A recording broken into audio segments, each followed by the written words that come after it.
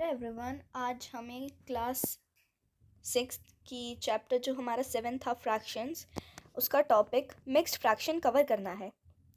इससे पहले वाले हमने सारे टॉपिक्स कवर कर लिए थे। अब हम मिक्स्ड फ्रैक्शन पर हैं। Fractions greater than 1।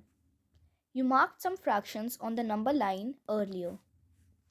आपने नंबर लाइन में पहले फ्रैक्शंस को मार्क करना सीखा था। हमने इनकी एक्सरसाइजेस भी करी थी, मतलब फिगर इट आउट भी किया था।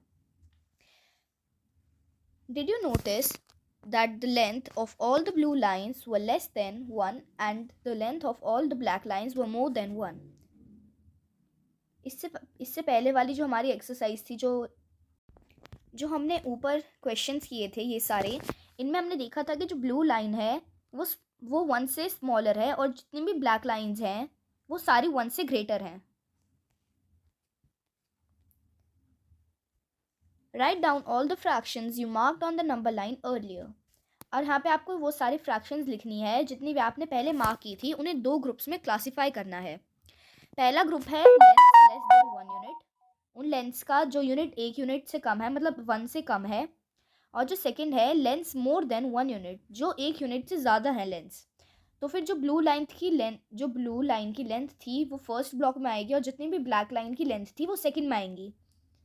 जैसे जो हमारे पास ब्लू लाइन थी वो थी 1/2, मतलब हाफ, तो यहाँ पर आ जाएगा। और बाकी थी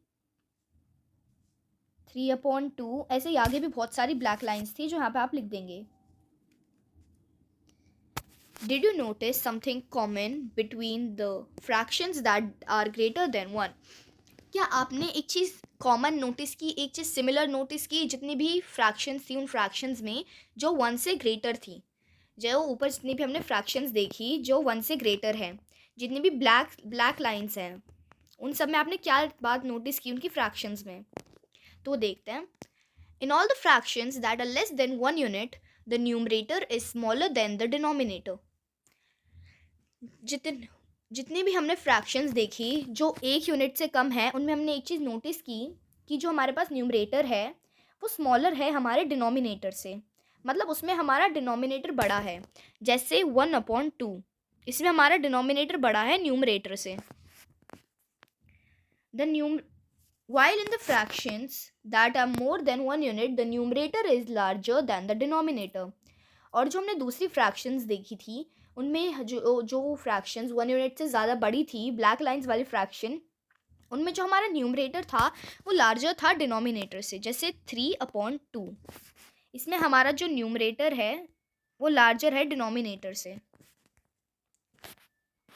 We know that 3/2, 5/2 and 7/2 are all greater than 1 unit.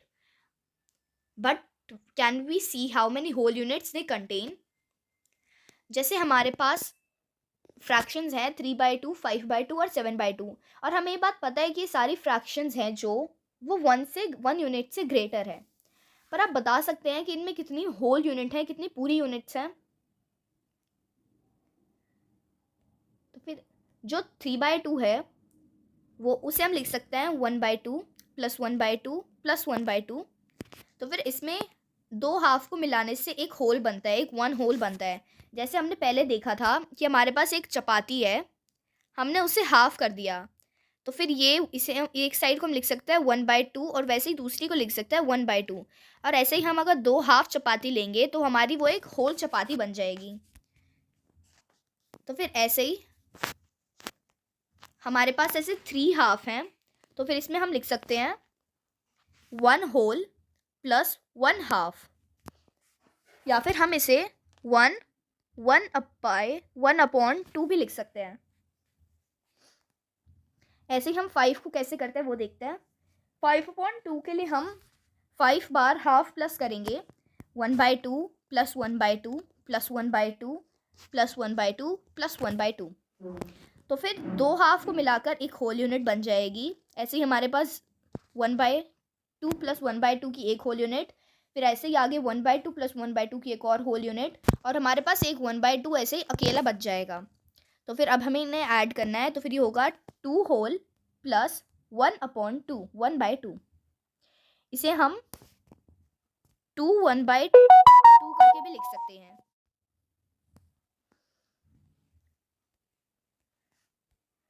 अब यहाँ पे हमारे पास फिगर इट आउट के क्वेश्चंस हैं।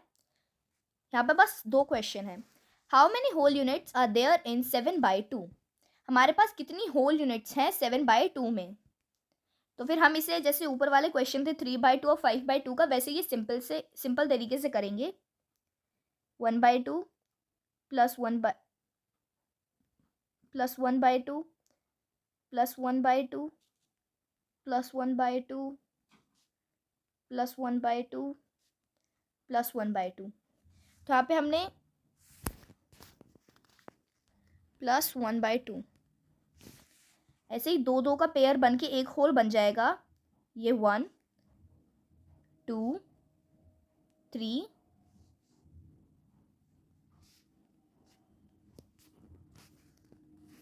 ऐसे हमारे पास 3 होल आएंगे इन सबको ऐड करने के बाद। तो फिर 7/2 को हम लिख सकते हैं 3 1/2, या फिर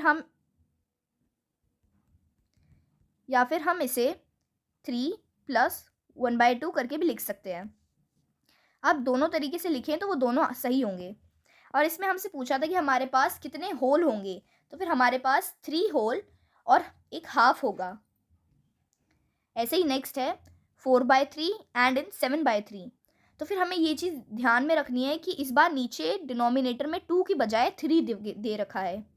तो फिर यहाँ पे जैसे हमारा 2 को ऐड करके एक होल बन रहा था, वैसे ही अब हमें 3 को ऐड करके एक होल बनाना है। जैसे हमारे पास एक चपाती है, इसके 3 पार्ट्स हो चुके हैं अब। तो फिर अब हमें 3 ऐड करेंगे तो हमारे पास एक होल आएगा। 4/3 के लिए 1/3 प्लस 1/3 प्लस 1/3 प्लस 1/3। तो फिर हमें 3 का एक ग्रुप बनाएंगे तो हमारे पास होगा एक होल और एक 1/3 ऐसे ही बच जाएगा, अकेला बच जाएगा। तो फिर हम इसे लिखेंगे 1 प्लस 1/3, या फिर हम इसे 1/3 भी लिख सकते हैं। अब नेक्स्ट 7/3,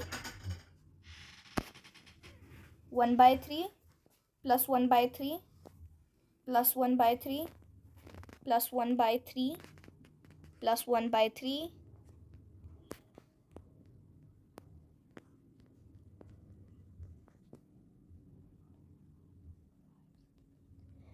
तो फिर अब हम यहाँ पे 3 का एक ग्रुप बनाएंगे। हमारे पास 2 होल आ जाएंगे, क्योंकि 3 का ग्रुप बनाने से हमारा एक होल बनता है। तो फिर यहाँ पे हो जाएगा हमारे पास 1 प्लस 1 प्लस 1/3। तो फिर हम इसे 2 प्लस 1/3 या फिर 2 होल 1/3 भी लिख सकते हैं। अब जो हमारा नेक्स्ट स्टेप